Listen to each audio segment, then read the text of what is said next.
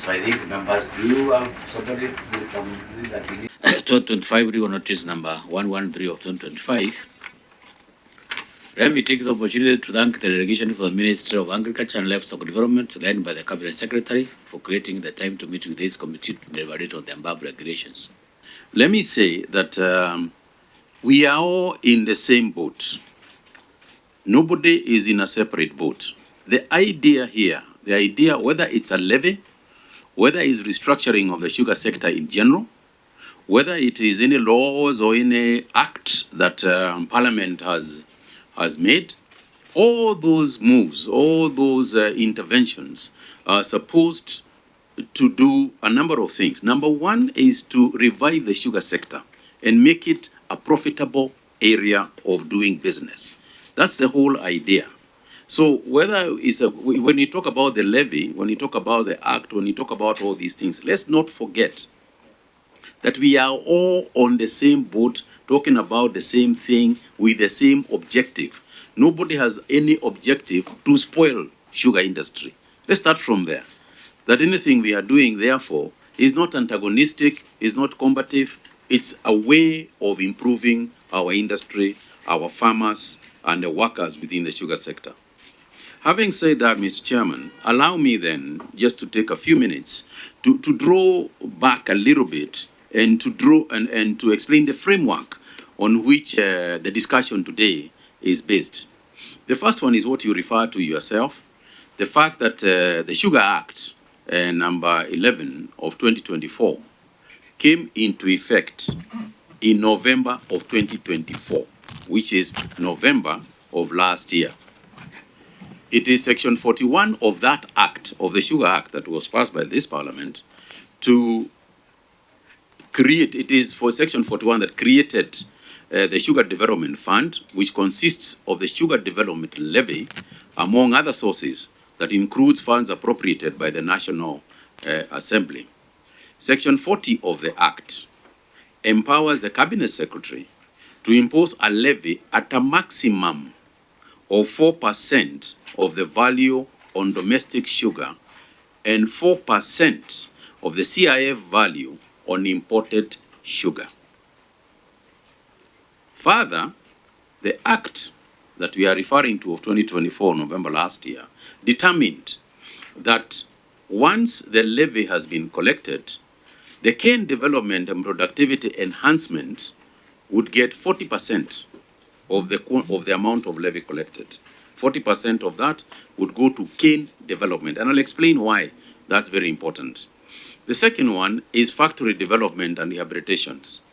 15% of the amount collected would go into factory development and rehabilitations. And we all know, those of you who are from the sugar sector, the state of most of the factories that we have. Research and training was to get 15%, is to get 15% of the amount collected. And then there was infrastructure development and maintenance, which is the amount of money that will be used to access some of the factories and some of the farming areas that are literally inaccessible to the farmers when they are taking their cane. And we have discussed this with the county governments as well. Then administration of the Kenya Sugar Board was to get only 10%. And furtherance and exercise of the functions of farmer organizations were also to be supported by a 5% cut from the sugar levy. So, Mr. Chairman, to operationalize that sugar development levy, the Ministry of Livestock, of Agriculture and Livestock Development prepared the order that you referred to yourself. And the Sugar Development Levy Order 2025 was subjected to public participation from the 13th to the 18th of January. 13th to the 18th of January this year. And the public was duly notified of the public participation forums through a government publication availed every Tuesday as a pullout, that is my gov, which is availed in newspapers with nationwide circulation. Consequently, Mr. Chairman, during the public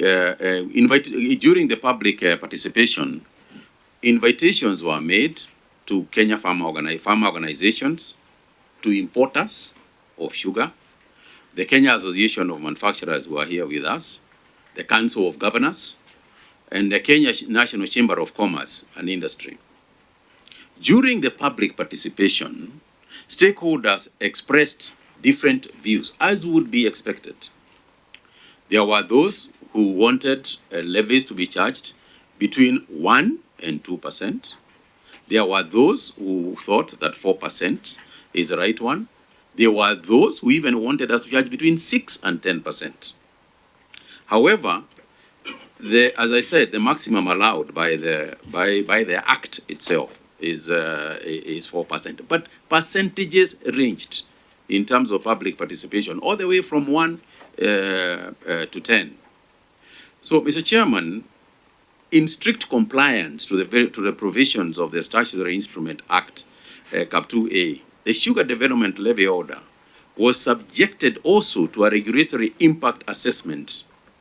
The public notification for the impact assessment was circulated again through MyGov, published on the 22nd of April this year, 2025, which also called for written comments from public on the draft regulation impact assessment on the draft levy. The Sugar Development Levy Order of 2025 was presented to a public validation forum, and further stakeholders' comments were incorporated. This included the adoption of the SDL rate at 4% as proposed by the majority of the stakeholders. The draft SDL order was gazetted and implemented commencement in July of 2025. So, Mr. Chairman, let's understand why in the first place this levy exists and where we are today. The levy was stopped in 2016, if you recall backwards. And the reason why it was found necessary to introduce this levy is because of the state of affairs in the sugar sector. And there were a number of things that Parliament, both houses, decided to do in 2016 as regards the revival of the sugar sector, including the privatization, which we have gone through and discussed with some of the people who are sitting in this table, in this forum, and in this committee meeting today. And Mr. Chairman, we are transitioning the industry from a weight to quality-based cane payment system. That's the first thing that is crucial to note. This requires significant investments in development, multiplication, and distribution of suitable sugarcane varieties. So 97% of the current sugar varieties are old varieties, 97%. And we have tasked the factories to start engaging the cane growers themselves so that we are able to transit to varieties that are grow in shorter periods, but also are better quality than what we currently have. The industry has also expanded significantly. But, Mr. Chairman, we still fall short of the quantity of our capacity, the capacity that we have as a country to produce sugar. Yes, we have increased from about 600 and so thousand tons in 2016 around to about 800, some 200,000 tons between then and now. And we continue to grow. Our capacity is over 1 million tons, at which point we would actually begin to export sugar from Kenya. But we are not going to do that unless we infuse a large quantity of funding. The estimate that we have as a ministry is actually something like 32 billion shillings that must be infused into the industry in order to transform ourselves from where we are to full capacity and with better variety. Now, Mr. Chairman, our estimation is that at 4%, we can probably correct about 4 billion shillings, about 4 billion shillings a year. And given the divisions that have been determined by Parliament, you can see then how much we have to input in development, in sugar development. So if we relied only on this levy, without any other input, it will take us about 8 years for us to change the sugar sector. So it is not just the levy that we are going to rely on. We still have to go back to the exchequer and look for extra funding in spite of the fact that there is a sugar levy in place. Now, Mr. Chairman, so it is not in the interest of the ministry or the government for that matter to subject pain to any of the stakeholders or the players who are in the industry.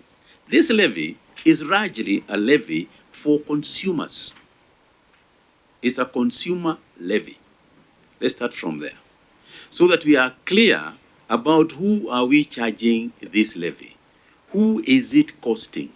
So I can very well understand why, for example, the Kenya Association of Manufacturers would want this levy to be lowered down, because they are the collectors of this levy, and they are like VAT. Nobody wants to increase. Nobody wants to be charged money. Even VAT we are fighting to decrease. Nobody wants to be charged levy. We have got the same, Mr. Chairman, in the tea sector, in the coffee sector, etc., etc. And the only way that we can infuse changes and therefore increase farmer earnings in the industry is if we invest. This is an investment idea, to invest money so that we can improve the sector and improve the earnings of the farmers. So I want to give